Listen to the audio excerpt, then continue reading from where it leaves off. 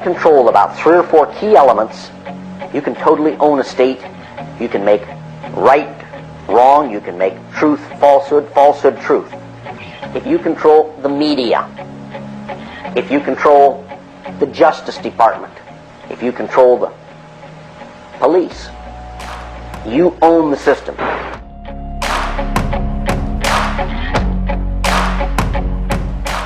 And spreads out like a spider web to Washington, D.C., right up to the steps of the nation's capital, the steps of the White House, involves some of the most respected and powerful and richest businessmen in this United States of America.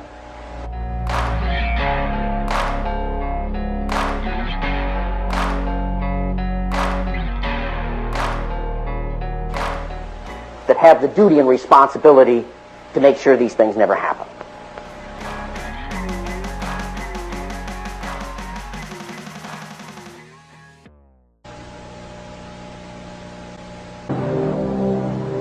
One man is attempting to uncover the full story.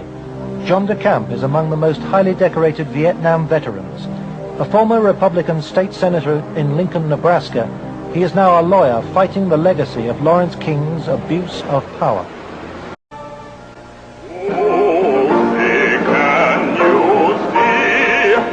Once one of America's top Republicans, Lawrence King is serving a 15-year prison sentence for a multi-million-dollar fraud. But financial crime is only half the story. This is the true story of Lawrence King. It is the story of a cancer at the heart of America and of its continuing cover-up at the highest level.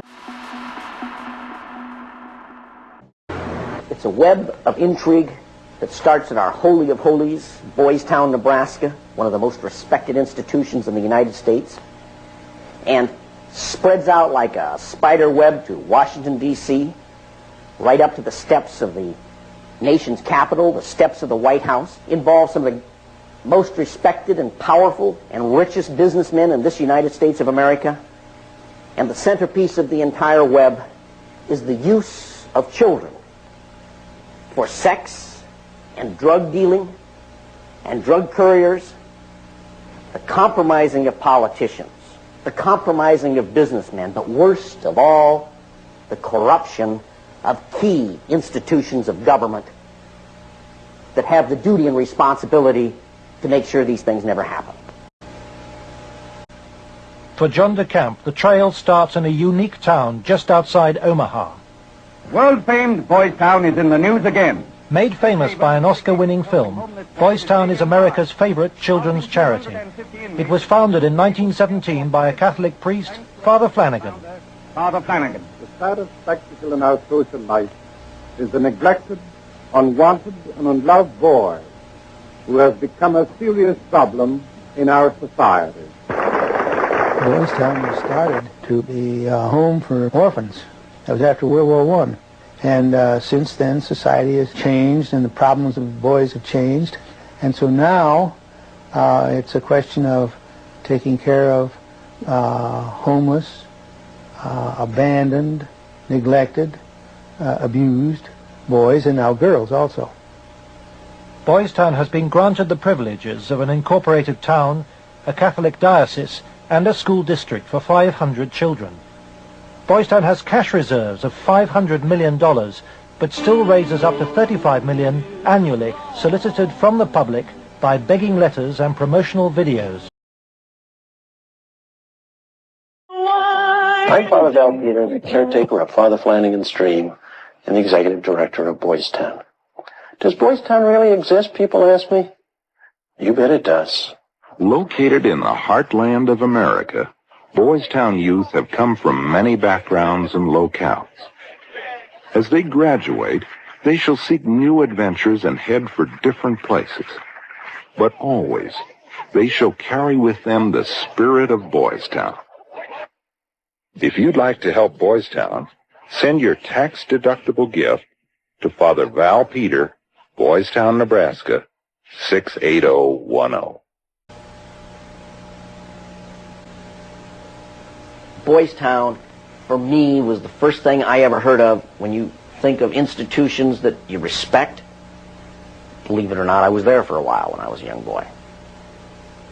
When an institution like that gets contaminated, then you better, if you got any decency at all, do something about it, or at least get it cleared up.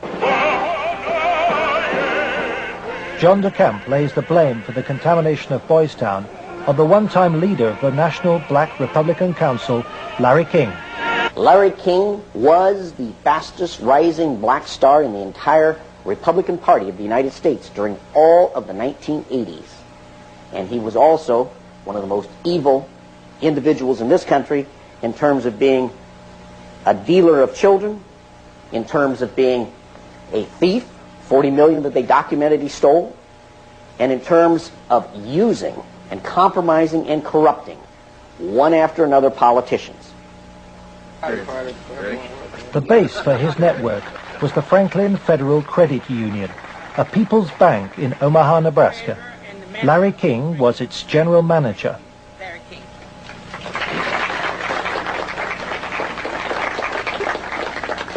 Thank you. This is especially an exciting day for me. Mr. King was a very charismatic person. When he came to the credit union, he was brought in because the credit union was actually failing. He did everything to build the credit union.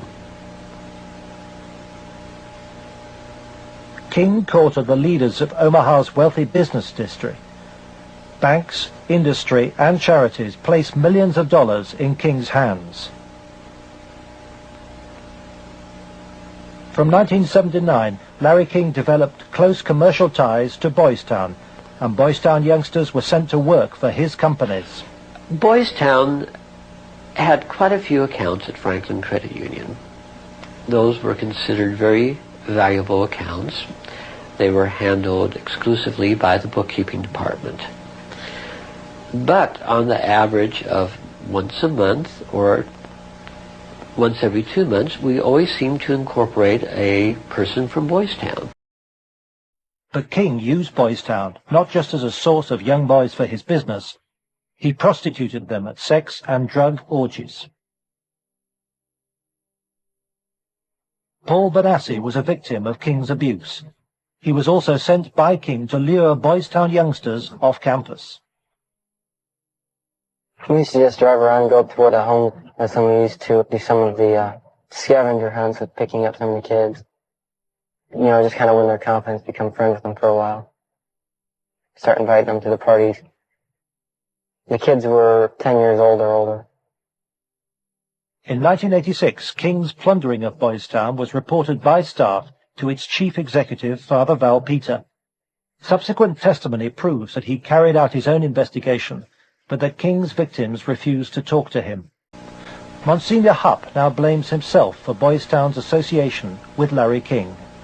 Well, in retrospect, I regret having any association with Larry King. Had I known it at the time, it would never have happened. Could you understand why a very detailed report from a social worker employed at Boys Town, identifying children and identifying their alleged abusers, never saw the light of day? Nothing happened with that.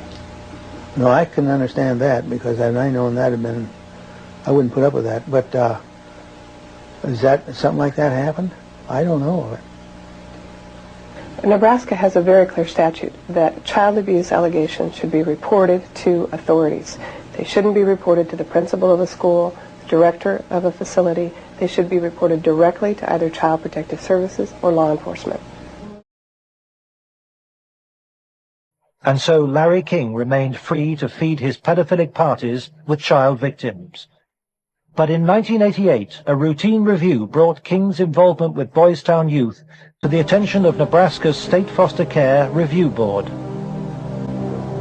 And the information presented to the Foster Care Review Board, either via the telephone reports, the personal reports, or the reports we reviewed, Larry King's name was consistently present as someone that the youth were making allegations against. So I would say we handed over at least a foot-high amount of material to authorities, and nothing happened. Omaha police now accept that Larry King may have been abusing children. Good morning, Roberta. Good morning, Steve. but its most senior officer claims the evidence was not conclusive. It is certainly possible that Mr. King was involved in illegal acts with children. If there was sufficient evidence of those types of allegations, he would have been prosecuted by the county attorney's office. For me, it was very clear that the case was not investigated and not pursued because of the alleged perpetrators. Those perpetrators, named by the children, were some of the richest and most influential citizens in positions of power in the state, men prominent in industry, politics, the media, even the police. We can only name the ringleaders.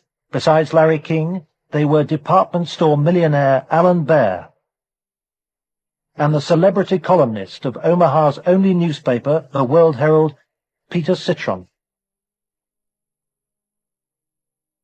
With the judicial system apparently paralyzed, Larry King spent Franklin's money on courting political influence. $10 million went on jewelry, flowers, and private planes. He cultivated contacts in the inner circles of Ronald Reagan's White House. At his palatial homes, 3 in Omaha and 1 in Washington, D.C., he held extravagant parties for the influential and powerful. His lavish spending bought him a protected life. Larry King was constantly heralded, cheered, applauded in the news media as the great businessman that's helping the poor people, the black community of Omaha.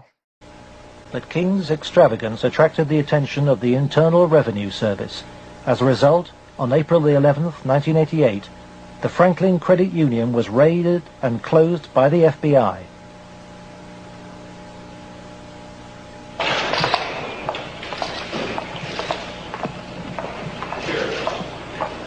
King was arrested, and the federal investigation showed he had stolen $40 million from Franklin. Documents we possess reveal the FBI interviewed many of the victims of Larry King's sex ring, but no action was taken. In November 1988, Nebraska's state government set up a parallel investigation into Larry King. A legislative committee was formed. Its chairman was the Republican head of Nebraska's Banking Committee, corn farmer and state senator Lawrence Schmidt. Immediately, anonymous threats began. I received a phone call on the floor of the legislature.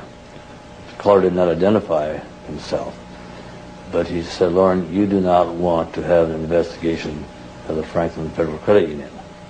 And I asked who I was speaking to, and they said, "That doesn't matter, but you shouldn't have that investigation." And I said, "Well, why not?" He said, "It will reach to the highest levels of the Republican Party, and we're both good Republicans." Undeterred, the committee began their investigations, and the money trail led quickly to the original allegations of child abuse. Carolyn Stitt was one of the first to testify. The night before we testified before the legislative committee, I did receive a phone call at home that said, "If you speak, you won't live to regret it." To protect the inquiry, Schmidt's committee hired special legal counsel and full-time professional investigators Gary Caradori and Karen Ormiston. I said, "We do not want you to bring to the committee rumors, innuendos, nothing that cannot be backed up with facts." I said, "Bring to the committee that which we can take to a prosecutor."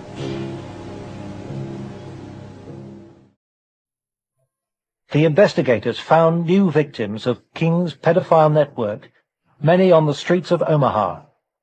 The picture they built up was of a large ring of rich and powerful pedophiles, many named the same men as those involved with the Boys Town cases 3 years earlier.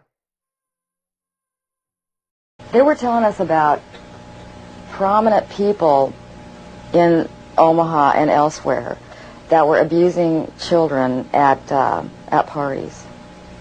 The prominent citizens' names that originally came up were of concern to me because I knew many of those individuals, and I, very frankly, was shocked to have those names show up on the list. To provide the committee with hard evidence, the investigators recorded their new witnesses on videotape. Paul Benassi had been the victim of abuse since he was 8. He was present at many of Larry King's sex parties. Caradori traced him to the county jail. He had been convicted of fondling his young cousin. Who were some of these people that would come to these parties? Larry King, Peter Citron, most of he didn't seem like he was like people. Media personality Peter Citron procured some of his victims from Boys Town. The kids he liked were mainly around the age of probably about 8 and 13. It was mainly fondling and oral sex with them. He did have some anal sex, but he usually did that with the older kids. The parties involved ever more sadistic abuse. Whenever you were tied up, was there anybody else present other than you, Peter Citron? Yes. Who was that? It was Alan Bear. Millionaire Alan Bear hosted parties for a large number of sadistic pedophiles. Paul Benassi suffered at their hands. Okay? Yeah. They tied me up and I had some other kids perform sex on me and they came to me and they burned me some cigarettes. Okay. Just take a deep breath now.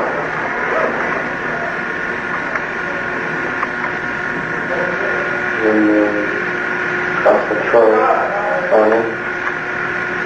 Troy Bonner would tie you up? He was there. Troy Bonner was found by the investigators and his videotaped testimony taken under oath. I was shocked when I walked in. There was a kid, I would say about 15 years old, out in the middle of the room. One guy was standing in front of him. He was bent over, and the other guy was like reaching under him, playing with his nipples, while a guy whom Jeff told me was a police officer shoving beads up his rectum.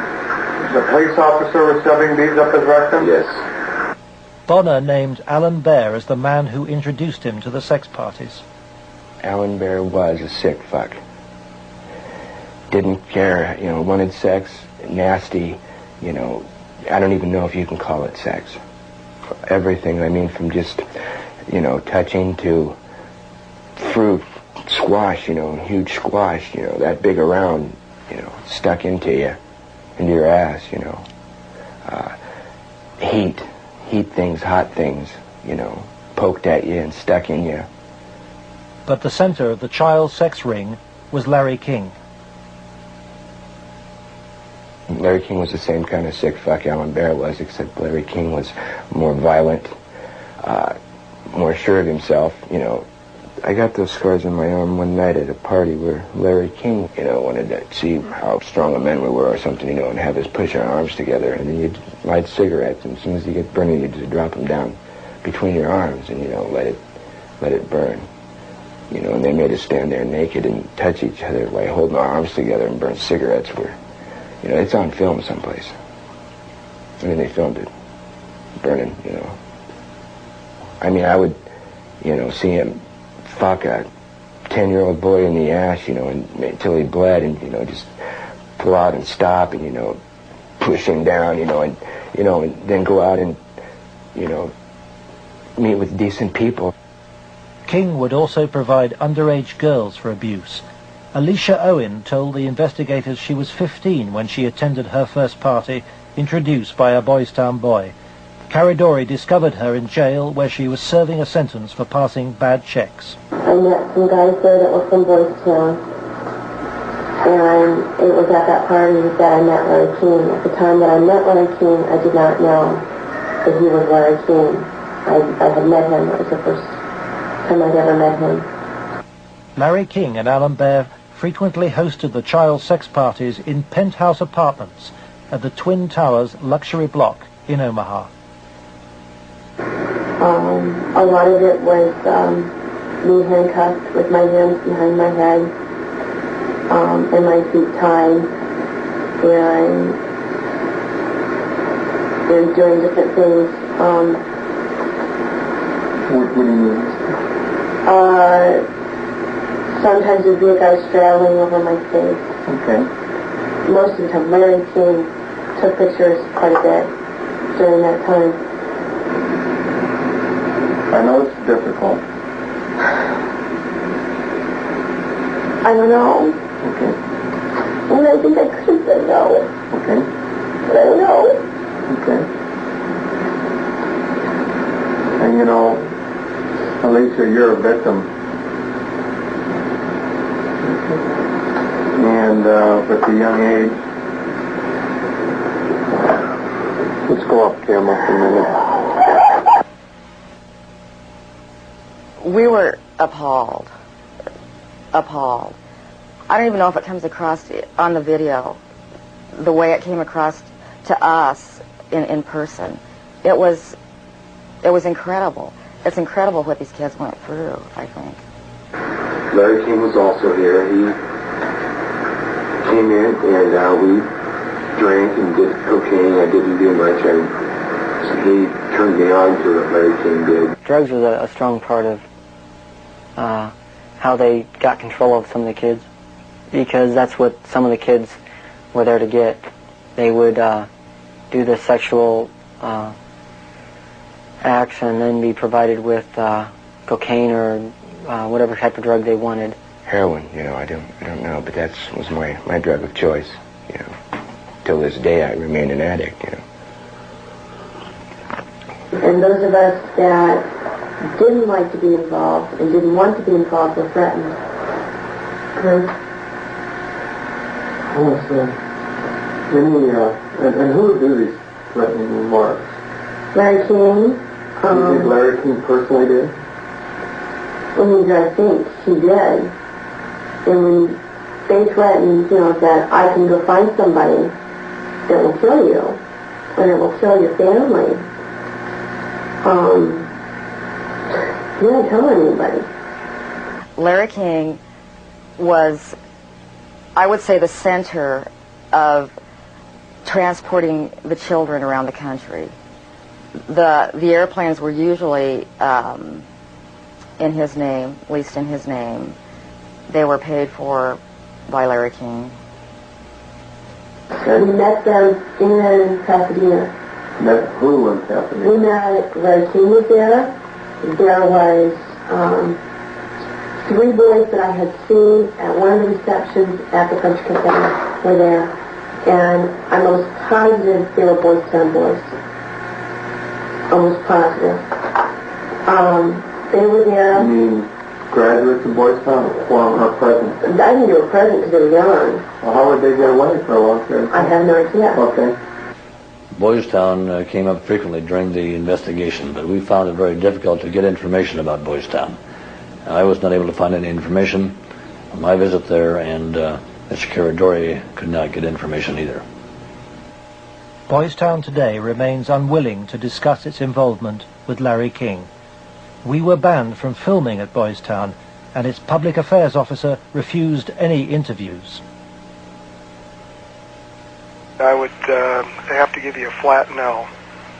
I'm just going to tell you at this point that we will not participate with you. We have no interest in talking to you folks. It's something that we don't even care to delve into. By the spring of 1990, the Nebraska State Committee was convinced by the evidence of an organized child abuse ring. Its chairman, Lawrence Schmidt, sought the advice of his lawyer, John DeCamp. On his advice, Schmidt turned over all the sworn evidence to the FBI. But immediately, the videotape testimony was leaked to a hostile local media. The media immediately started discrediting the witnesses. They were, the witnesses came across in the media, in the Omaha World Herald, especially, as the criminals. The last 3 victim witnesses were demolished by the press, particularly the Omaha World Herald. The paper never looked for information that would support any of the allegations. The whole purpose of the stories was to destroy any credibility that these youth may have. I've heard that people said that Gary Caradori coached me and that he told me what to say, but the fact was I didn't meet Gary Caradori until way after I'd already talked to the Omaha police about the abuse and had named all the same people. Paul Benassi maintains that neither the FBI nor the Omaha police took his allegations seriously. And they didn't ask me very much about Larry King or even Alan Bear at all. They treated the allegations that I made about the people who abused me almost like a joke. The stories were of such significance that the investigators first wanted to prove the accuracy of the stories. As they set about the investigation of the initially three and then a fourth person who were telling the stories, as the investigation developed, it became obvious to the investigators that the information was not accurate, that in fact it was an entire conspiracy of allegations, none of which had any truth to them. I was very disappointed with the way the FBI and law enforcement treated the victims. They, in fact, turned them into the offenders, so to speak. And instead of taking the evidence that was delivered to them by the victims and interrogating the persons whom the victims identified, they seemed to bear down and try to get the victims to change their story. It seemed to the investigators that the establishment of Omaha was closing ranks. Then Troy Bonner was brought in for questioning by the FBI. The FBI's attitude was, just no, these kind of things don't happen. From the first interview when I went, and realized they don't believe a fucking thing I'm saying, they were just appalled. But I realized what that look in their eye was back then. It was fear. It was fear of I had witnessed, firsthand things that would, destroy this city. People, a position, what I mean? It's not going to be believed, they said. It will not be believed. You will be found guilty of perjury, and they weren't telling me maybe. They were saying, there's no way. You go on with this story, you're going to jail. That was said to me direct. Troy Bonner agreed to withdraw his videotape testimony. The FBI used Troy in an attempt to persuade fellow witness Alicia Owen into abandoning her evidence about Larry King's nationwide network of powerful pedophiles. We have obtained the recording of the phone call made by the FBI on March the 9th, 1990. It is significant evidence for John DeCamp. This is Special Agent Michael F. Mott. Following will be a consensually recorded telephone call between Troy Bonner and Alicia Owen. Hello. Hi. Hey, what's going on? I'd like to ask you that. Talk to me. No, you talk to me. I don't understand why you're lying. Why are you lying? What are you talking about? That's what I'm asking you. You're calling me why I'm lying? Yeah. You concocted this whole thing, Alicia. You're full of shit. Either tell me what's going on. You're full of shit. Hey, look. Who do you have listening on the line? I have nobody listening to me. I'm listening to you, and I'm hoping you give me some fucking answers. I'll be honest with you. I don't know what kind of game you're playing. I'm not trying to play a game. I'm not going to go to jail for you. And that's what's going to happen. Why would you go to jail? Jail for telling the truth? No, jail for lying. What have you lied about? I haven't lied. Okay, but why are... Listen, shut up. Listen to me. You're not out here being talked to them every day. The pressure's kind of hard. You literally have to have bricks for brains to take on the FBI in this country. And that's exactly what you'd have to do this properly. They now, in my opinion, in my investigation, are the architects of the cover-up. We asked the FBI in Omaha for an interview about its investigation of the Franklin scandal. Larry Holmquist with the FBI here. We feel it would be inappropriate for us to comment. We work this with the Omaha Police Department, and we just don't feel it would be appropriate for us to make comments.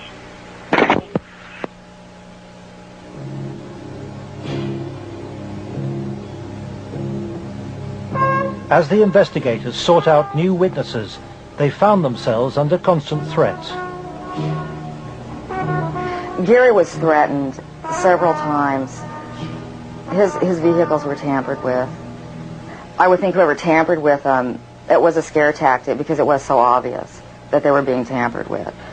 Gary it was one piece of evidence I know he got that he even said he got one step ahead of him this time. He told us about this book. It was like addresses, telephone numbers, names. He said if they knew you had it, they'd kill him. On July the 11th, 1990, Gary Caradori and his 8-year-old son AJ were flying home from Chicago in his light aircraft. They had watched the All-Star baseball game, and Caradori had been pursuing new leads. Investigators from the National Transportation Safety Board are in Harold Cameron's cornfield trying to determine what caused this private plane to crash, killing its 2 occupants. The bodies of Gary Caradori and 8-year-old AJ were found in the wreckage. National Transportation Safety Board investigators say wreckage from the crash is apparently strewn over a 3/4 to 1 mile long stretch in this field. The fact that the wreckage is scattered over a large area certainly demonstrates that it did break up in flight. The exact mechanism of breakup yet is still unknown. The federal investigation was never able to discover what tore the plane apart. There are things missing from the plane. His briefcase is missing. I think the plane was sabotaged. There's no doubt in my mind. Within 24 hours of the tragedy, all Caradori's records were impounded by the FBI. Gary's widow, Sandy, is still unable to come to terms with her loss. As a mother, I don't want to ever think that somebody murdered my child, let alone my husband. But I think if you'd ever talk to any parent, be it mother or father, who's ever lost a child, I mean, the worst thing that you can think of is that somebody would want to murder a child. I really feel that somebody killed my brother. And inside me, I know that somebody killed my brother. If somebody could help us out somewhere, somebody knows something. And may God help those who did that to him and his family.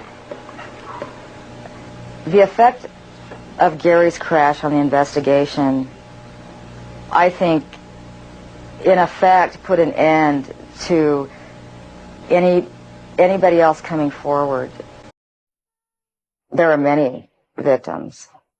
We knew of more. There are more. They're still out there. They're afraid to come forward. That's when I was finished, because I figured out if they murdered Gary and his son, there was nothing that would stop them. There was no piece of paper. There was nothing we could come up with that was going to get anything done.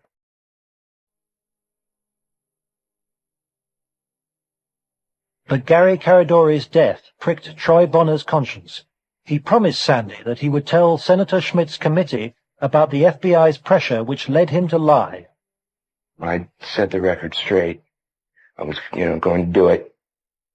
And would, the truth would come out, and somebody would be held accountable for his death. And then at the funeral I had seen, FBI guys, and they looked at me. I was supposed to meet Senator Labetz and Schmidt for lunch after the funeral. And, that's when I decided, I told my mom, we're not going to do the lunch. We're going to hightail it out of Lincoln now. Troy Bonner claims that pressure from the FBI and with the assistance of the county attorney's office in Omaha led him to swear a new statement claiming that he and Alicia Owen had concocted the entire child abuse story. He told this story to a grand jury formed to bring any charges. On July the 23rd, 1990, the grand jury issued a bizarre and contradictory report. It indicted Larry King for fraud and embezzlement and ruled that he had paid young men for sex, but dismissed allegations about his sex ring. It indicted Alan Baer for the serious offense of pandering for sex, but rejected evidence linking him to King or to Citron, whom it noted had been convicted of separate child molestation charges. It accepted that Troy, Alicia and Paul Benassi had been abused, but not by the people they identified. And for refusing to withdraw her evidence, it charged Alicia Owen with perjury.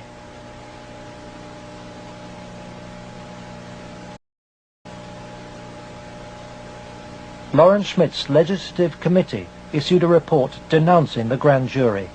Schmidt acknowledges that the system failed both the victims and him. I had, I think, as distinguished a record as anyone could put together in 24 years. I was told that would be curtailed, and it was. I was told I'd have financial problems, and I did. The message was not lost on most politicians in Nebraska. I think the message that was delivered was, if any legislative committee ever tries to conduct a thorough investigation again, the same thing will happen.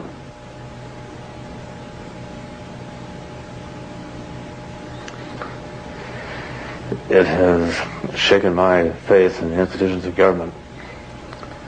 I used to be a firm believer that the system would work, and that people who did things wrong would be punished. And we discovered victims who claimed to have been abused and who the grand jury acknowledged had been abused. But they did not try to find out who had abused those individuals. Instead, they convicted Alicia Owen of perjury. Indefensible from my point of view.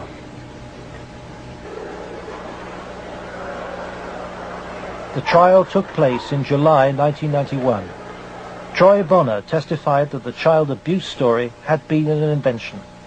As a result, Alicia Owen was sentenced to between 9 and 25 years in prison.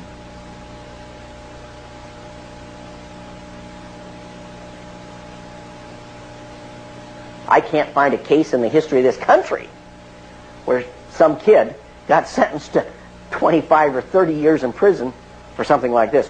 If you were going to pick a what I call a tell sign, something that says something fishy about the whole thing, it was in the sentencing itself.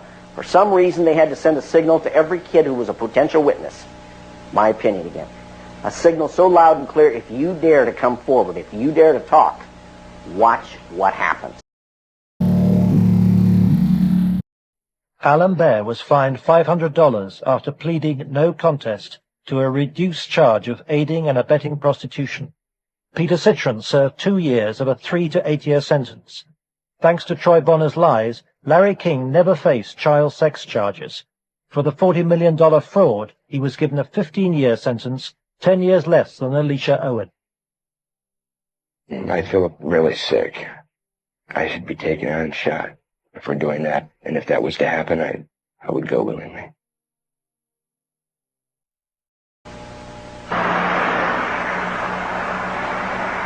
John DeCamp, former state senator and Vietnam veteran, is now the only man fighting to help Larry King's victims. He is the lawyer trying to overturn Alicia Owen's conviction and to expose the cover-up. I live in Nebraska. Hell, I was born here, raised here. I have 4 kids growing up here. Like it or not, it's my heritage, you know. Well, if it's a dirty cesspool that I got to live in or look back on that I left, that ain't good. The real cost, if I were going to say to my family, has been the fear and intimidation it's put in some of the kids. A couple of the kids are really, really frightened and really had some sleeping problems over it, you know, hear this or that. So that's been the real concern I've had. John has received anonymous threats and has turned for advice to his friend and one-time boss, former head of the CIA, William Colby. Old Bill Colby told me better than anything. The one thing the bad people can't afford is publicity, and knocking you off right now or doing something obvious to one of your kids would bring them more trouble than it's worth.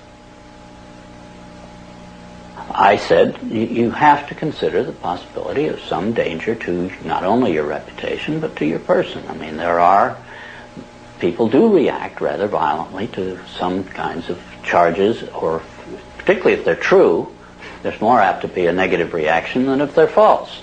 If they're false charges, then they can be reacted to in a normal way, by a libel suit or whatever. But If there's truth in it, there can be a danger in that situation. We've seen that happen in other cases. John arranges to meet Troy Bonner, the young man he sees as the key to the cover-up. He's in great danger. The reason is he carries the secret, so to speak. He served his purpose for the FBI and others by committing the lies that put the seal on the cover-up. He knows that Troy's evidence will be crucial to Alicia Owen's case, and Troy wants to tell the truth, despite very real fears. My fears are that, I'm not going to be believed again. It's just, going to be a whole other kind of exploitation like it was last time. And afraid that that's going to happen, or, I might end up dead, or a loved one might end up dead. Troy has an overriding reason for putting the record straight. Maybe somebody has a better idea. I want this to go forward and have something done so that all those other kids who a lot worse things have happened to can come forward and see that action can be taken. You have to, if you want to protect yourself and your life and your family's life, both now and particularly in the future, is to use the institutions of government that have been set up to protect you and make them work. That means you go into federal court, you go after the people that have done this cover-up, and you expose it so there's no longer any percentage on their part in eliminating you because the secret's out. Yeah, that's why we're here today, to let it out. John's advice to Troy to tell the truth in court puts him at risk of prosecution by the county attorney's office. Potentially, they could decide to charge him with perjury, because now he is telling that they forced me to lie. I did lie at Alicia's trial. I did lie before the grand jury. I did it because the authorities were forcing me to do it, and I was scared for my family. Potentially, they could charge him with perjury this time. Troy's appearance in court will keep Alicia Owen out of prison. She's on bail while DeCamp appeals against her perjury conviction. As her hearing approaches, vital new evidence emerges. Alicia claims that some of Troy's videotaped testimony was withheld from the grand jury which indicted her. The tapes that were shown to the grand jury had been edited. Everything that matched Troy's statement was shown. That matched mine, because I know it's was edited out. And I think maybe one of the things we want to do is show the judge specifically where these, little 5-minute segments of, look, this tape says this, and then show him it isn't in this tape, and this is the tape the grand jury saw.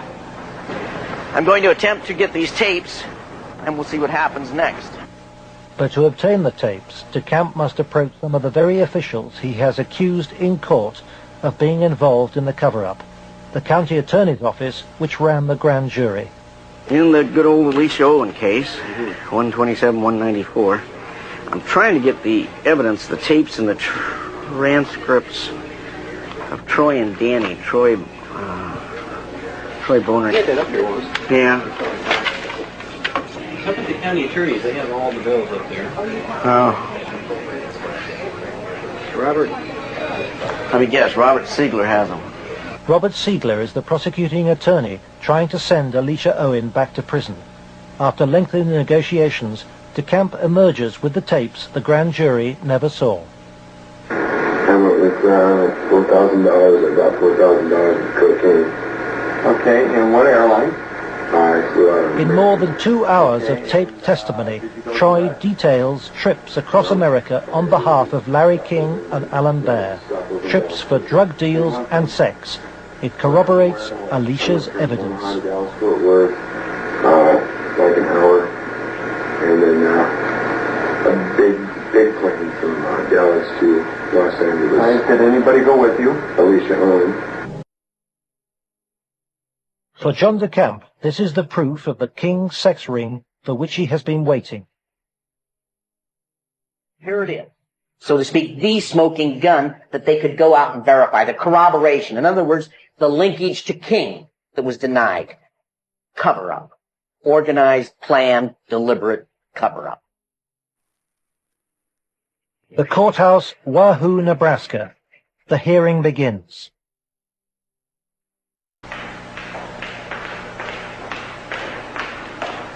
Alicia Owen is ready to testify. So is Paul Bonassi. But there is no sign of Troy Bonner.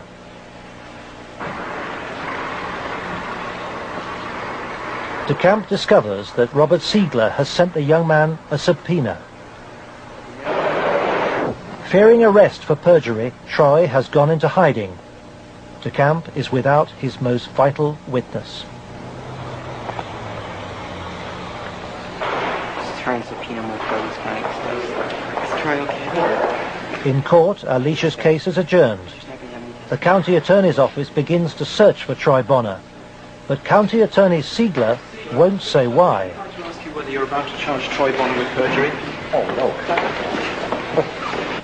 Every victim witness who stepped forward in any way, or even was a potential witness that somebody heard about, has either been killed, put in jail under some theory or other, terrified or run out of the state, discredited. Every perpetrator, even the convicted ones, have been treated as conquering heroes. Peter Citron lives in the same house where he abused many of his young victims. Alan Baer lives in the most exclusive part of Omaha. He recently bought a downtown shopping mall.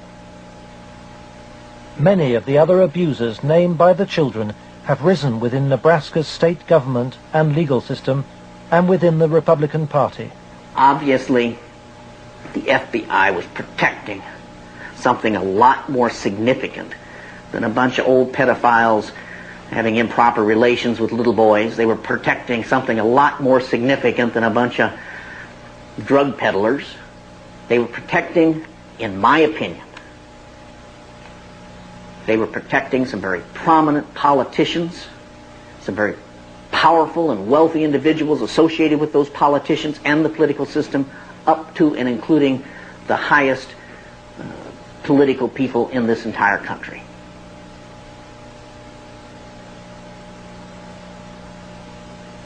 In search of the men who protected Larry King, John DeCamp goes to Washington to investigate King's connections in the Republican Party and on Capitol Hill. Paul Bonassi provides him with the evidence that Larry King threw child sex parties here at his rented $5,000 a month Washington house. I was about 14, about 1981. At first it was about 3 or 4 times the first year. After that it was about once a month. And some of the parties, when they started off, were straight political type parties with no sex. And then when some of the men had left, some of the politicians had left, the ones that had planned on engaging in some type of sexual activity, that would come after the party.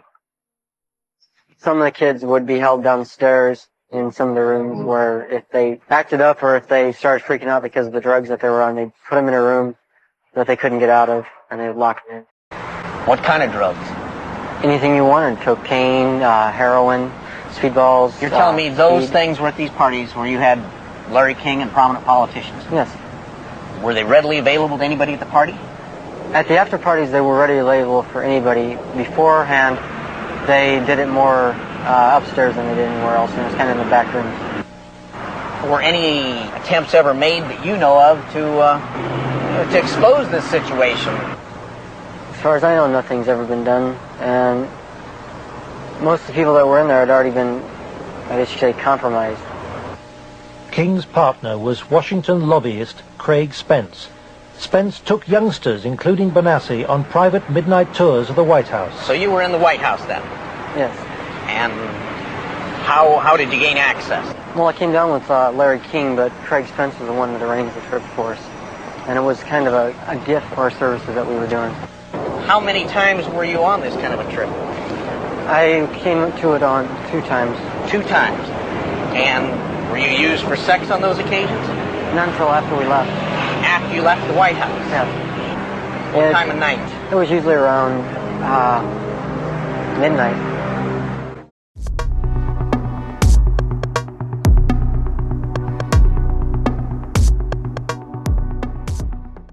For me, it was just kind of weird being in the White House at that time of the night, getting to go into places that the guy was telling us that nobody gets to go to.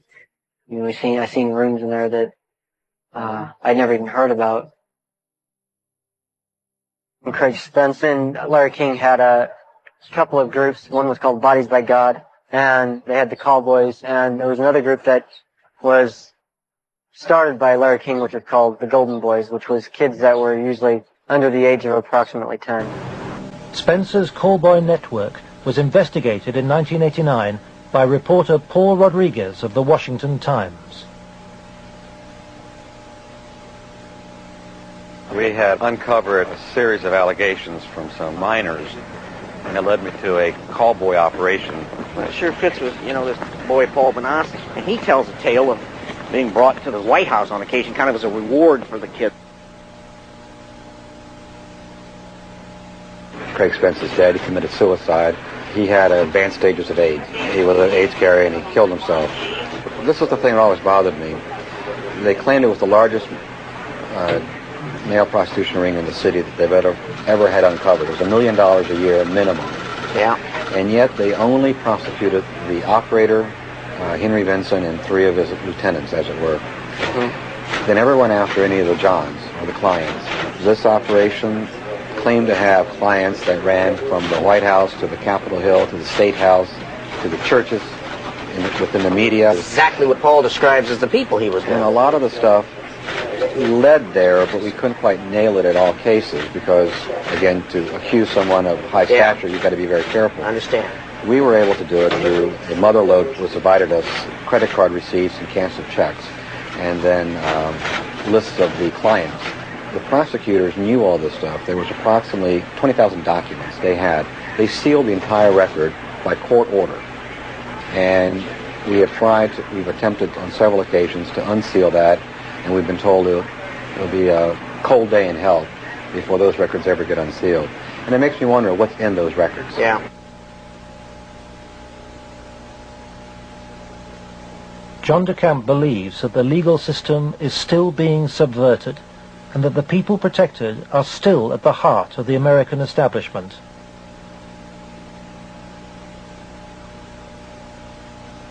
He hopes that this program will expose a serious miscarriage of justice, but the opposition is formidable. It's beyond belief that arguably the most powerful person in the world, the President of the United States, in the form of Richard Nixon, could not prevent the investigation of Watergate, or that President Reagan could not prevent the investigation of Iran-Contra. And yet somehow this group of unnamed, unknown, anonymous individuals in Omaha, Nebraska have such power they can control and protect all of these people from being investigated. Those allegations are ridiculous. Well, first of all, Nixon did cover up Watergate. Number one. Bush did cover up Iran-Contra, at least officially. And Omaha has successfully covered up this situation. In each case, it was the press that exposed the problem. It wasn't institutions of government. They had been corrupted. They had been compromised. They were the ones doing the cover-up. The Attorney General is now involved. DeCamp's evidence has been passed by William Colby to a senior lawyer in the Justice Department. He did say that the Attorney General's office would be very sensitive to any charges of abuse of children, that this was a matter of considerable priority to the department, that this sort of thing not take place, and that they would assign an officer to look into the case. For John DeCamp, the story of Larry King's corrupt empire holds a dire warning for all America. If you can control about 3 or 4 key elements, you can totally own a state. You can make right wrong. You can make truth falsehood, falsehood truth.